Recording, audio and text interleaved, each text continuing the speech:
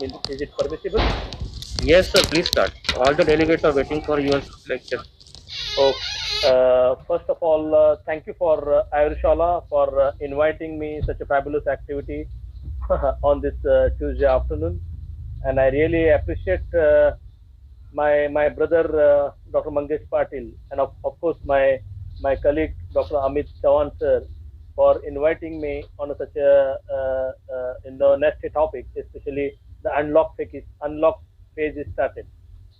So of course, last 6 7 months we were so you know get panic, and we are get so much tiring and miserable life in this Mumbai city. But somewhere we have to come out of this unlock phase. Somewhere we have to work hard, and we have to join our activities and give medical services to the society in order to overcome this particular pandemic issue. Dr. Mangesh and me, we all together from more than 2 decades, and obviously, whenever he is conducting this urology activity, andrology activity, he always try to remember me and give me an opportunity to emphasize on a different urological and andrological topics. So my personal thanks to Dr. Mangesh and Dr. Amit Chavan sir to having in today's scenario for management of a male erectile dysfunction. So let me start with my presentation.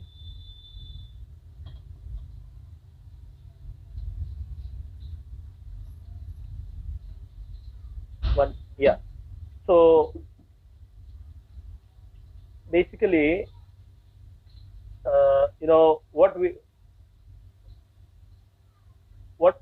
we are trying to discuss in next, the organizers has been allowed me for 1 hour, and later on they informed me that Dr. Devidas we have to conduct the uh, question answer session.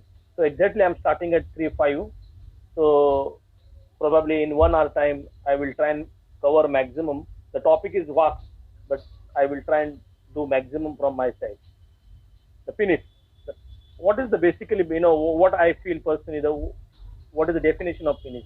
The penis does not obey the order of its master who tries to erect or shrink it at will, but instead the penis erects freely while its master is asleep. The penis must be said to have its own mind by any stretch of the imagination. Basically, what is sexual arousal? What is a sexual activity or erection? It's just a certain amount of an imagination, touch, smell, and a certain perceptile stimuli. All these kind of factors which give some arousal as far as the penile nerve supply is concerned. And basically, this nerve signal, this particular afferent stimuli, which are situated, the stimulus which is give signal to the hypothalamus. So, sex center is practically situated in the hypothalamus, and but before that, you have to have a certain amount of these particular factors. Then the normal sexual activity will come into picture.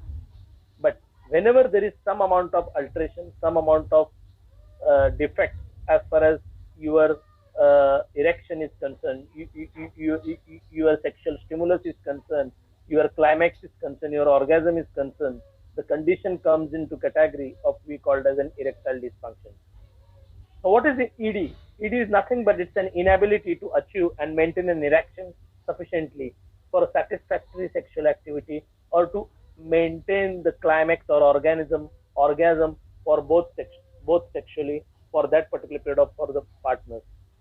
So earlier it was known in andrological field is important, but we called is a ED, and this is very sensitive topic as everywhere, not in India, everywhere, all part of the world. Only thing, we are little cultured people. We are little, we have different myths and culture in our country. So people are very, hesitate, or they are not that open-minded to come to a medical practitioner and evolve their problem. That doc, I am suffering for this, and so probably this problem is hidden from maybe from weeks to months or years, And when the presentation comes to a doctor, and then we start thinking, or our doctor started wondering, oh my God, you didn't have a sex from last more than 5 years or 4 years. So it's just a matter of society. It's just a matter of awareness. It's just a matter of open-mindedness, and it's just a matter of a family practitioner, family physicians to give proper education to your own clients, to your own patients, and to the society. And obviously, if you can address this issue, lot many other issues can be also sorted out along with this erectile dysfunction era. So what I feel personally, as far as this particular ED is concerned, you know, this is the data. What because see, I'm in this particular field is more than 20-25 years. Obviously, first my 10 to 11 years, I was learning with my all seniors. I'm in own my independent practice from more than since 2008 onwards till date. But initially, I was with training in South Bombay with in Jaslok and Harkishandas and private urology setup where we got a tremendous exposure. And this is what exactly what I got the information that 152 million men in 1995 onwards still, all over the world that they are suffering from ED. So this is how the statistics which I have put it in front of you, and this is a guess. This is an prevalence. What we think about over a period of time in next 5 years, if we can reach up to 322 million men all over the world. So this is a obviously serious issue. That's not that only we have to treat the blood pressure, or we can treat the stone patients, or we can treat the prostates, or we can treat other entities. This is a very important issue as far as andrological activity is concerned. And that's why I put this particular slide. This is something a very, strenuous and very courageous moment for anyone to just climb the big wall.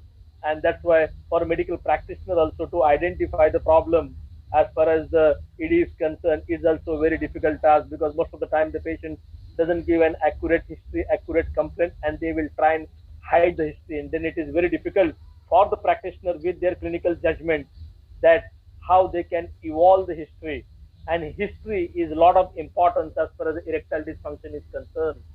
And with the history only, you can able to identify whether the problem is treatable, or whether the problem will require some sort of a medical treatment, or the problem will require any kind of an non-invasive or invasive surgical treatment.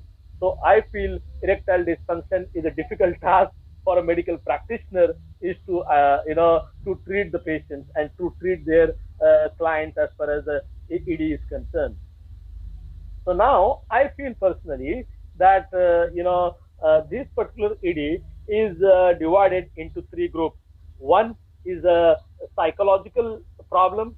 Second thing is an organic problem, and third is classically mixed, both in combination.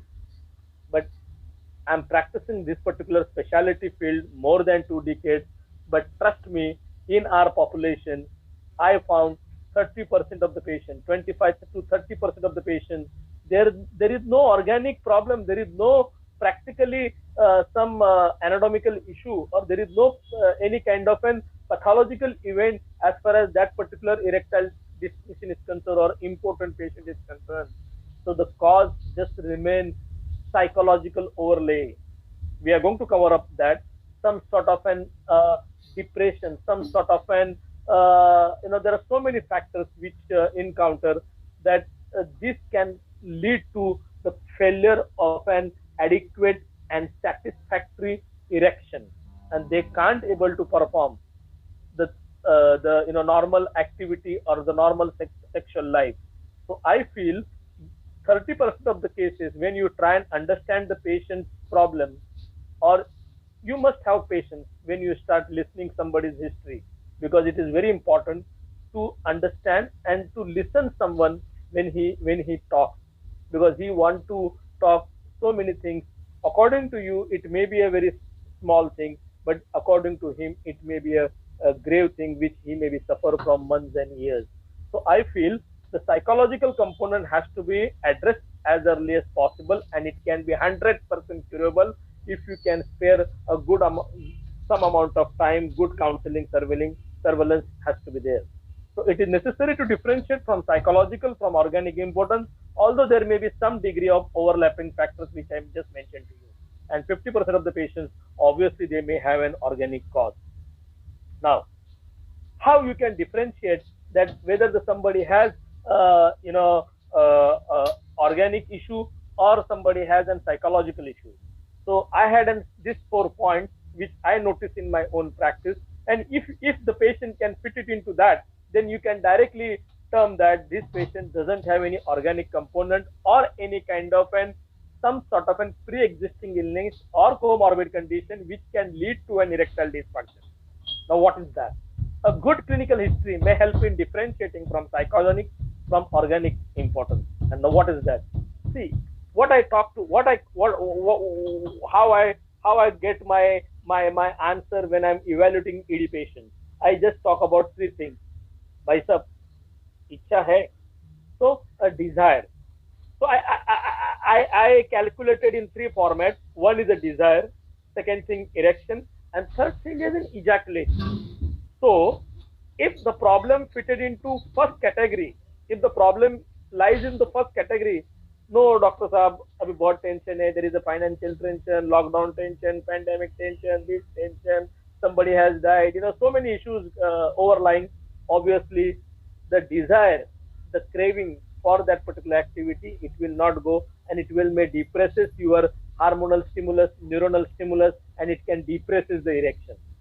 So basically, the desire is very important, which can lead to a certain amount of stimulus, which lead to erection, and ultimately, when it went into erection, and when you have an activity, then you land up with an then you land up with a proper ejaculation.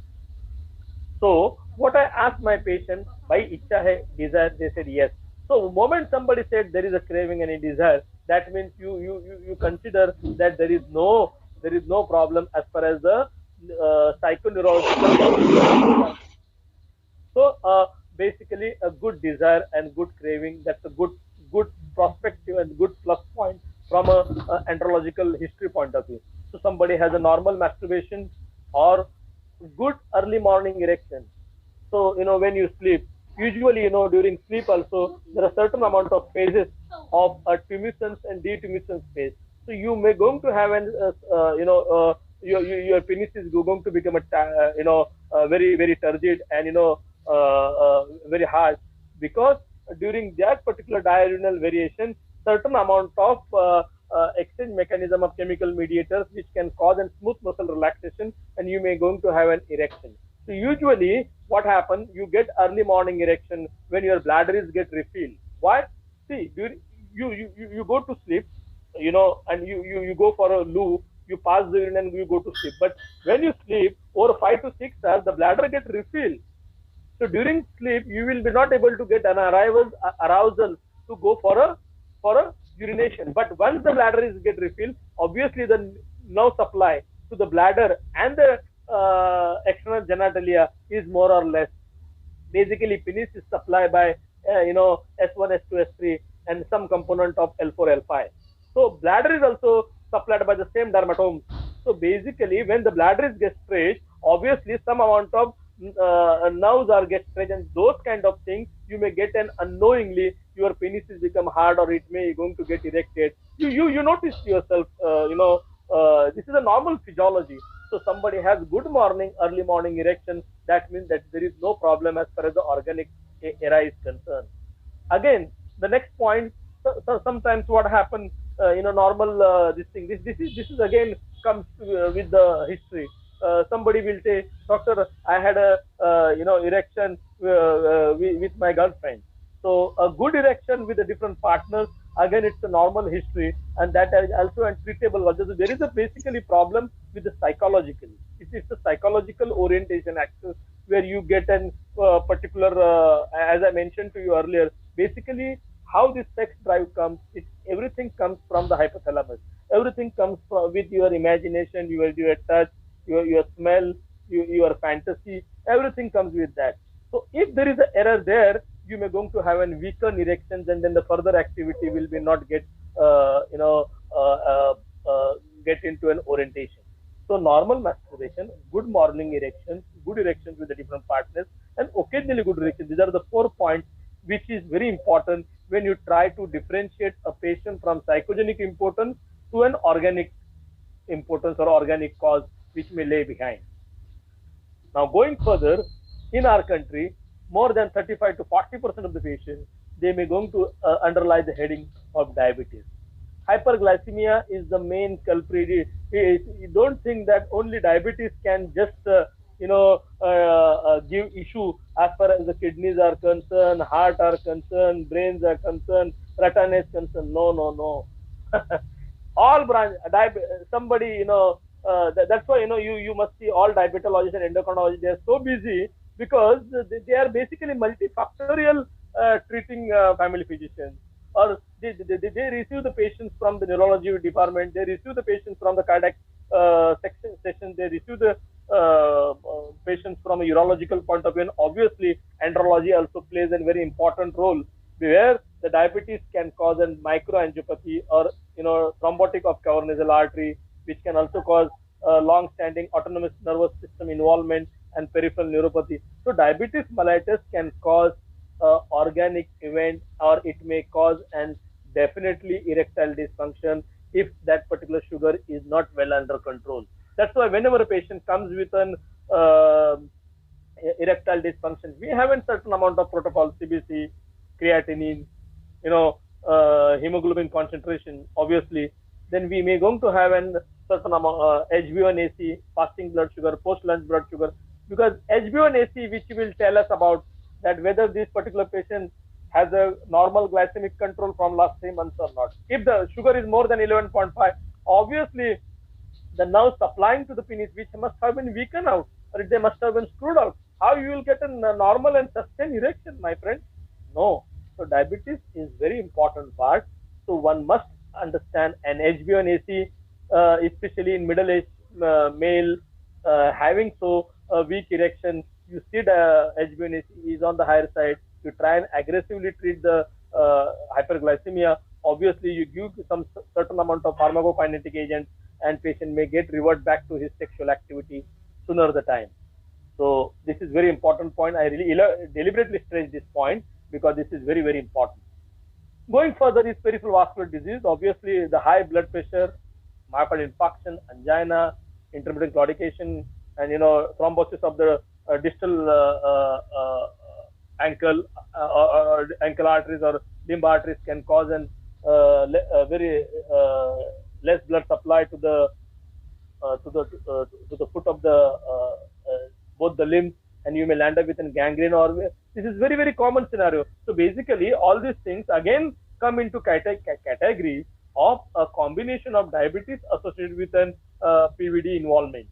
So one must take into consideration that patient may had this particular history.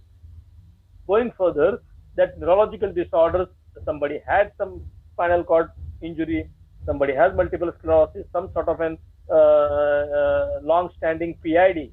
Usual presentation in all family practice, patient is suffering from back pain, but at one point they have such an aggressive pain where they lost the sensation in the foot, and at the same time when there's something called as a radiculopathy, long-standing very severe facetal arthropathy, which can cause destruction of L4, or L4 is a culprit, and L4 is the main nerve which has an both supply into lumbar plexus and sacral plexus. That's why we called as L4 is a nerva eridantis. So if the L4 is a culprit, you may going to have a certain amount of weaker erection, especially a prolapsed intravertebral discs are concerned. So no sooner these patients, if they undergo laminectomy or certain amount of spinal reconstruction, as well as you can treat at the same time comorbid conditions if there is associated with diabetes and blood pressure, they may get the reverse sustain, or they may have going to have a normal their sexual activity, or they may get normal issue of the activity. So what I mean to say is depend on how much you understand and interpret other associated branch or other associated system involvement issue, and treat according to. So my focus to inform you, if you try and see, medicine is a logistic science. You cannot just say patient comes with the headache, you give a tablet of crocin and patient get all right. You try and first evaluate why there is a headache. Is there any tension headache? Is there any migrainal headache? Is there any arterial headache, venous headache, or is there any kind of an brain pathology? So everything has its own cause, everything has its own etiology pertaining to the other system involvement. This is exactly I wanted to focus you guys and emphasize. So one should not be having prejudice. One should have a very open-minded and a very unprejudiced thinking as far as any medical issues are concerned. This is what my observation in my practice. It is often present before the symptoms of the cardiovascular events are concerned or disease which may present to the clinician. Why? Because the arteries supplying to the penis are very smaller than the heart vasculature or the supply to the heart. And this is a normal table, because this is how we forget what we studied in the medical college. The size of the arteries as far as the penile area is concerned is the diameter of the artery is 1 to 2 millimeters. Now you tell me, if this particular artery is get blocked either by a plaque or either by a spasm, obviously the distal part of the penis, you may not going to have a more amount of entrapment of the blood, and if there is no blood, the penis will not become engorged or hard, and and you may not able to have and able to perform the sex and penetrate the your partner. So if the penile artery is smaller in size, if it is 2 millimeter diameter, and if it easily get blocked, obviously these are all vasculogenic or atherosclerotic of cavernosal artery. This is a very important cause which can obviously come into the category of organic issues. But going further, when somebody landed with a chest pain or heart attack, the arterial diameter is 3 to 4 millimeter. That's why usually before the cardiac involvement comes, the patient may have an ED, but they don't present to the doctor on account of social embarrassment or some amount of hesitancy. How can I talk to my doctor when I'm suffering for my other issue, and why I should talk about an ED issue? So this is very important table which I'm just trying to show you all, my colleagues, that ED is the first presentation. If you can pick up early, the chest pain, obviously it is going to be there. This is how I'm giving a different dimensions in different area as far as the arterial diameter is concerned. Obviously, you're going into the neck area, you may going to have an TIA, transient ischemic attack, some syncopal attack, some sort of an infarct. Sometimes patient may tell, नहीं मैं उधर गया था लेकिन मेरे को कुछ याद नहीं, and then after half an hour, then I understood that I'm there. Means some kind of an forgetfulness of that particular event or that particular moment. Patient may have an amnesia.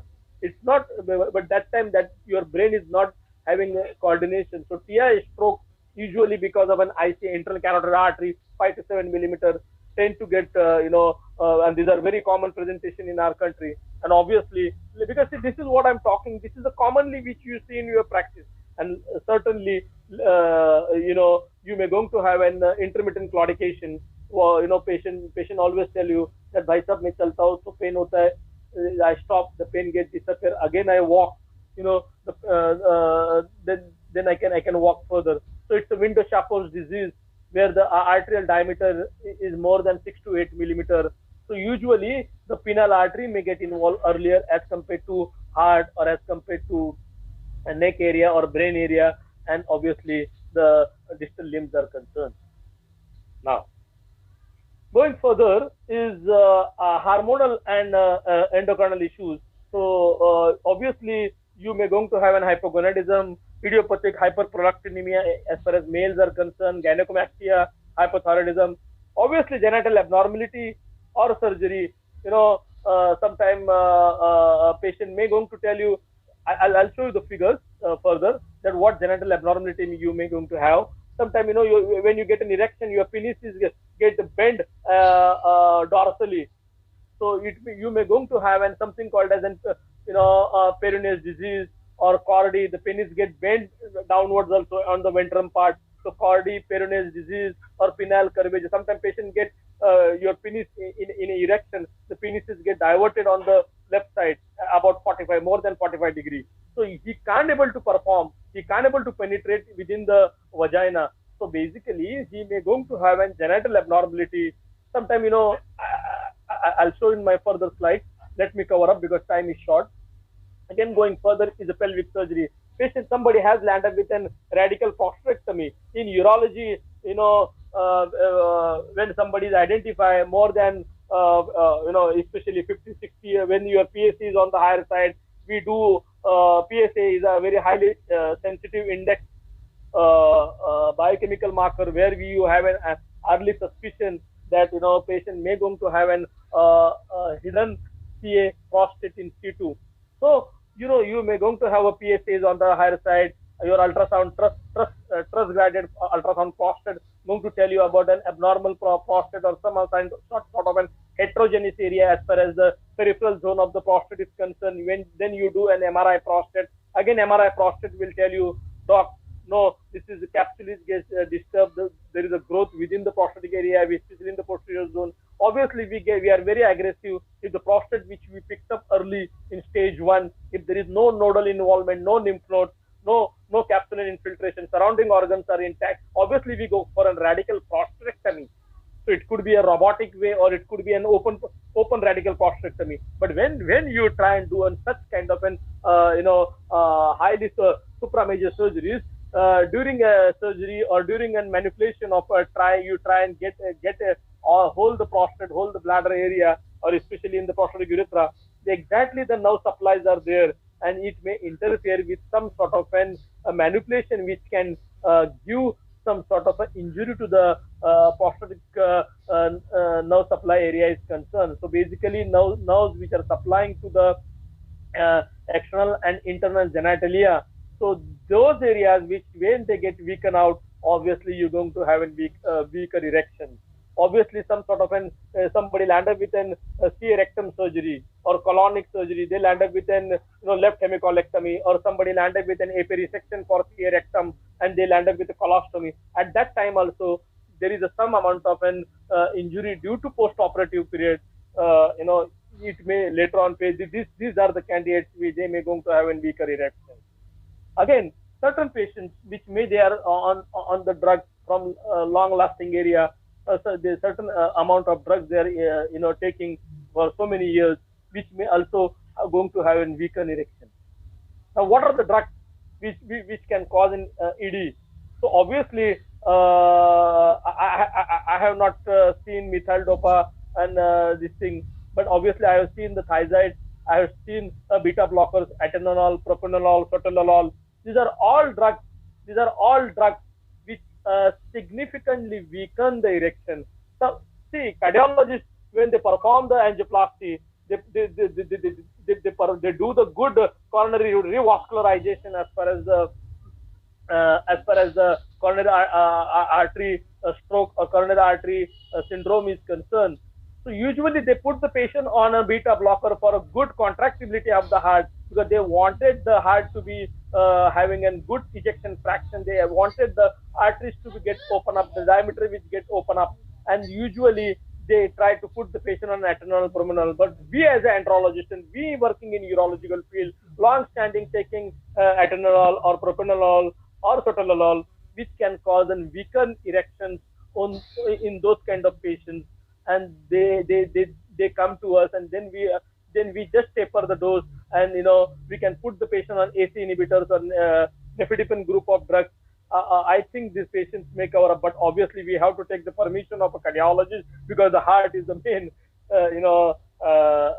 organ where you have to survive. Because these manipulations can be, suppose if they don't allow us to give an atenolol, then we tell the patient, okay, we cannot offer you an sildenafil, but you may have to land up with an vasoactive drug. We are going to put in intrapenile injections, or we have certain different modality of treatment which can improve your erection part. Obviously, certain amount of psychiatric patients, amitriptyline, trazodone, or some sort of an antidepressant, long-standing antidepressant, which obviously the people are taking unknowingly. Schizophrenic patients, depression patients, anxiety neurosis patients. These are all the patients who are suffering from Alzheimer's. usually they never had an erection and they didn't have sex in their life from more than decades and decades, and we get such patients. But we are really very helpless, because in that situation we can make the artery to get dilate, we can get entrapment of the blood, we can have an venous outflow, this thing, but we cannot improve their mood, we cannot improve their motor area, that you required a co hand in hand in a psychiatrist. So this is a very important and very thrilling branch, where you required an that's why I always believe in joint practice. We should all practice together. We should have an exchange of thought. We should refer patient to each and our own colleagues, amongst our own colleagues, where your own friend, that how is his specialty, and how good and competent enough to give to the justice to the problem, rather than we are going here and there, and then we started wondering why this my patient is not settling down. So this is how the situation. Barbiturate, benzodiazepine, largactil, alcohol, and anti-androgens can also cause this thing. So obviously, just to complete the list: diabetes, high blood pressure, pharmacotherapy, obesity, obviously smoking, alcohol, sedentary life. Too obese, 105. You're just holding this thing. You're not doing any activity. Obviously, your arteries are not going to have a good pulsatile. Your arteries are going to get their elasticity, their covering of the smooth muscle. They are going to get weakened out, and obviously, which will affect on the penile area, and you may going to have a weaker erection. So again, it is very important point. So that's why too much weight, again, it's not a good, because too much weight, it may cause a tight perineal musculature, and you don't have a good activity while actually performing the act. So one has to be very mobile, and they should do an exercise. Exercise is not only important from the heart point of view, but I feel exercise what everybody should do if you want to improve your sexual life as well. So chronic renal failure, previous surgery, priapism, Peyronie's disease, and depression. So now, how I'll tell you, I'm very lucky that I got a good training and get a good, I can say, excellent teachers, where they taught me in such a particular fashion, where I will be not able to forget this particular format, and this is very important format, that how you can examine a patient when he comes to you in your clinic of an erectile dysfunction. Secondary sexual character: somebody is going to have a less beard, somebody has a less hair in the axilla pubic. This patient may have some kind of an hormonal issue. So hypogonadism: somebody has an enlarged, engorged breast, especially male is concerned. Obviously, you get an testosterone. Obviously, you may going to get an FSHLS study. You may going to have an TSS study. You may going to have a prolactin study, and patient may have a hyperprolactinemia. So severe obesity with obvious endocrinal disorders, one has to be ruled out, and obviously hepatic failure, which you can obviously get with the other signs. Renal failure, pupinase, is a severe anemia. Again, I'll tell you, I go to visit East Africa, where I get a lot of patients of sickle cell crisis, sickle cell disease. You see, and in this sickle cell anemic patients, they tend to have as far as male patient is concerned, they're going to have an sustained prolonged erection, and the erection doesn't come down, because there is a problem with the RBC abnormality. So in case of a sickle cell crisis, when you give an sildenafil, it may prolong the erection, and later on they may land up with a priapism. So sickle cell crisis patient, ideally one has to be first rule out. There you have to handle from a hematological point of view, and then you can treat those particular patients. So severe anemia also a very important part, and obviously severe anemia, as far as the ions are concerned, from an iron deficiency point of view, patients are not fit to do any sexual activity, where they may going to land up with some, because if your hemoglobin is 5.6 or 6, and you take an Viagra and you go for an activity, more or less you forget the activity, but you landed with a breathlessness on account of a less hemoglobin. So one should take care about that. You give 2 units of blood. I'm not joking. It's not this thing, but this is absolutely clinical information what I talk, because this is very, very important part. Anemia has to be corrected. Once you have an good your oxygen carrying capacity of the blood, obviously your penile blood flow is also good, and it may also fabulous, and you may going to have a fabulous erection. But if your hemoglobin concentration on the lower side, obviously the erections are not good as what you expect. Going further with the neurological examination is Barbinki's test. When you have an upper motor lesion, neuron lesion, you try and do an Barbinki's test, but this Barbinki's test is low. That means there is some amount of paralysis or upper areas get impacted, hemiplegic patients, your power, your gait, reflexes, knee reflexes, ankle reflexes. So these are all things which you have to take into consideration in order to see the upper motor neuron lesion or lower motor neuron lesion in order to see a focal neurological deficit. Anal tone and bulbocavernous reflex is very important. This in order to rule out UMN, upper motor neuron lesion or lower motor neuron lesion. Obviously, if this particular reflex is diminished, obviously you think in terms of whether there is any kind of an lower dermatomes are get involved, as I mentioned to you in PID, as I mentioned to you in spina bifida, as I mentioned to you in psoas abscess. So many other pathologies are also concerned. So you should not be prejudiced that you want to only treat the ED. ED is a vast topic. It may involve the other systems also. So as a physician, as a specialty treating physician, you must take into things are into consideration. Obviously, vascular assessment, peripheral pulsations. Whenever a patient comes to you with whether it's a ED or whether it's a cardiovascular or whether it's a syncope or whether it's some leg pain, some sort of an calf muscle pain, just try and feel the pulsations in your patient, carotid, radial artery, you see, femoral artery, dorsal pedis, popliteal artery.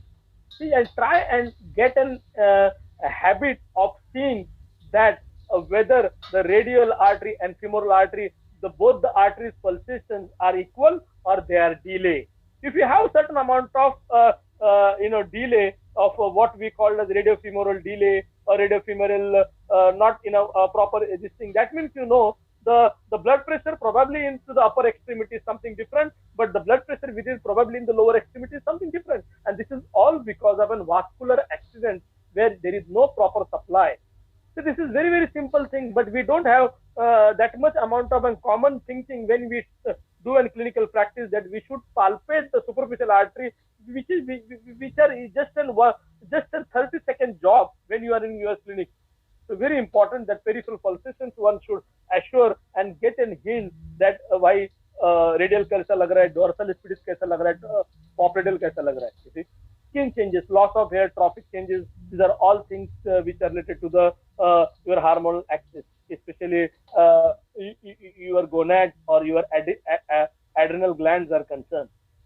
As I mentioned to you last time, just in my previous slide, that you must going to see a penis as your master of the organ. You see, because that's how the discussion today we are going about it.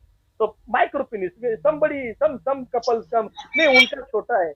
Right? There is no chota and there is no bada. You see, everybody, God has given us a good penis, and something depend on your body height. It depend on your body mass index, and it depend on your vasculature. So it's nothing micro or it's nothing big or small. But certain amount of penile lengths are short, and those kind of eras which we come, and then they go into a depression phase and can't able to perform the same. And those conditions, those particular presentation we called as micropenis. Sometimes what happens, you may going to have an external urethral matter from where the your urine comes, from where your ejaculation, where your from semen comes out. This opening is not into the exactly at the center of the glans penis, but it may be at the dorsal aspect of the penile area, and that condition we called as epispedis. Sometimes it has on the ventral aspect we called as hypospedis. And when the penises get bent down, actually 90-degree bend to the penile area, either could be a ventral or dorsal, we called as chordae. Sorry, there is a spelling mistake. CHORDE, chordae. Painful erection with the bending of the penis. Okay. So painful conditions. Again, going further. So this is about just to the organ. You're looking at the organ from this thing from the ventral part. And as you know, penis is covered by the penile skin, what we called as a profuse or pore skin. Sometimes the skin is so tight and you can't retract the skin backward, and we called as condition is inability to retract the prepuce backward due to an adhesion form in between the skin and the glans penis. And condition is very common in our country is balanitis xerotaka obliterans, and it is always associated with the diabetes. So usually diabetes can also a secondary cause balanitis xerotica obliterans and some sort of an penile edema, some sort of a glans penile edema with adhesions in between the skin and all these areas. So you phimosis can also, because you want to go for a sex, but you get a pain and you can't perform the sex. So it's a painful condition. So a phimosis, short frenum, and the ventral aspect, the skin is too adherent. So sometimes they may somebody has congenitally short frenum, or very sometimes they do forceful activity and they may come with the bleeding. So it could the frenum get tear, torn frenulum, or somebody going to have some amount of ulcers, especially they some sort of a underlying hyperglycemia or super added with the infection, you may going to have an penile ulcers. So those things also can't able to perform the sex, or they may get secondary primarily get infected but not treated in time of STDs and all these things. So penile ulcers also can lead to a ED. Peyronie's disease. Peyronie's disease is nothing but it's an autoimmune disease. What happens? There is a formation of scar and plaque, especially in the corpus cavernosa. Corpus cavernosa, these are the two bulbs where the blood is get trapped on. This is basically a sexual power of for a human, for a male, this thing, to have a proper sex life. So basically what happens, there is a formation of a fibrosis, and these areas get fibrotic, and obviously because of this particular fibrosis within the corpus cavernosa, the arteries get taken out, and obviously this particular corpus cavernosa is covered by tunica albuginea. Now this tunica albuginea is become stretched out, they are not get elastic, and once the tunica albuginea is get fibrotic, you are not going to have a good erection, and patient may going to have an curvature and chordae and something like that, and they may land up with an ED. So basically, it's there is a different amount of hypothesis, formation of some sort of a plaque because of some amount of fibrin therapy within that particular area. So obviously, this Peyronie's disease is not treatable by any pharmacological agent. You can Peyronie's disease, or obviously it may land up with ED. Those conditions are going to hand in hand, and these are the patients where you require an open andrological surgery. You remove those particular plaques. Basically, you open the penis, you release the fibrosis, you take out the plaque, and you create an artificial erection on the table, and then from the foreskin you take a free pedicle flap and just do a free pedicle graft. You have to wrap the penis with the foreskin graft, penile dermal pedicle graft, and then you again suture the overlying skin. And obviously, at the same time, if the patient they may get back to normalcy of the erection. But if the fibrosis is too bad, then obviously at the same time we offer the patient, नहीं भाई साहब ये तो grafting तो करना पड़ेगा. At the same time, permanently you have to undergo for a penile implant. If you want to achieve you want to do your sex life or sexual life to be intact, then you have to go for penile implant surgery. Testicular size again from not that much significant, but obviously from a hypogonadism point of view is concerned. And this is how the chordae look like. Okay, and what you see here, my friends, this is how the fibrosis. So basically, we open up the penis like this and remove this particular fibrosis, and then from this particular rotation flap comes here and do plication and anastomotic graft this thing. So this is obviously open surgery. Now, what are the normal aging signs? This is 3:50. Mangesh, just bear with me for next half an hour. As you know, I am always behind. I wanted to talk much, but it is our duty to give everything to our people as early as possible. What is normal aging signs? Somebody is about more than 60, 70. These are the few normal physiological things. It's that aged person, it takes too longer to get an erection. Obviously, stronger stimulation needed, erection weaker and a very shorter duration. Refractory period is too longer, and frequency of spontaneous erections are lower. These are all especially I cannot say somebody too old, everybody is young in this world, but this is how, especially in 65, 70-year-old patients, they may going to have. Again, this is very important part. What I observe is smoking. You know, in our country, everybody smoke like hell out of it, and these three particular smoking can cause twofold factors or importance twice as common because of smoking, and long-term effect is, first thing is the vascular damage, second thing is the vasoconstriction, and third is impaired the smooth muscle relaxation. These muscles are not going to relax. If the muscles are not relaxed, the blood will not get incorporated into the corpora cavernosa. So vascular damage is there, vasoconstriction of the area,